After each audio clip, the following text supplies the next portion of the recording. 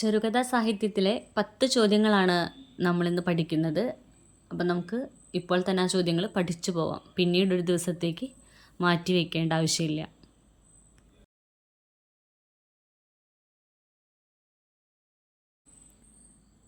മലയാളത്തിലെ ആദ്യ ചെറുകഥയായി പരിഗണിക്കുന്നത് വാസനാവികൃതി. ആദ്യ ചെറുകഥ വാസനാവികൃതി. വാസനാവികൃതി പ്രസിദ്ധീകരിച്ച മാസിക വിദ്യാവിനോദിനി. 1891 വാസനാവികൃതി പ്രസിദ്ധീകരിച്ചത്.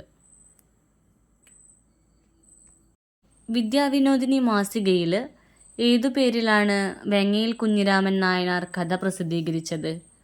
അദ്ദേഹം കഥാകൃത്തിൻ്റെ പേര് ചേർത്തിരുന്നില്ല. ആദ്യ ചെറുകഥ വാസനാവികൃതി അത് വിദ്യാവിനോദിനിയിൽ 1891 പ്രസിദ്ധീകരിച്ചു.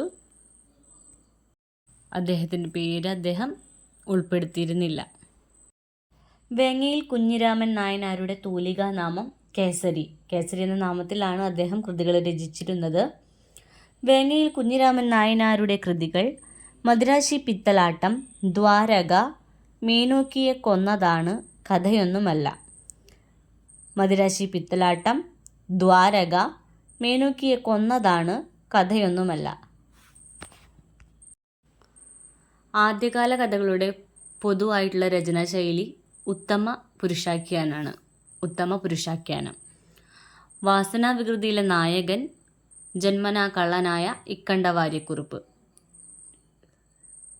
സാമുദായിക പ്രാധാന്യമുള്ള കഥകൾ രചിച്ച ആദ്യകാല കഥാകാരൻ മൂർക്കോത്ത് കുമാരൻ. അപ്പോൾ ആ കാലത്ത് നിലനിന്നിരുന്ന കഥാകൃത്തുക്കളിൽ നിന്ന് വ്യത്യസ്തമായിട്ട് സാമൂഹിക പ്രശ്നങ്ങളൊക്കെ കൊണ്ടുവന്ന കഥാകാരനാണ് മൂർക്കോത്ത് കുമാരൻ. M.R. കേസി എന്ന പേരിൽ ചെറുകഥ എഴുതിയതാരാണ്? ചെങ്കുളത്ത് ചെറിയ കുഞ്ഞിരാമമേനോൻ.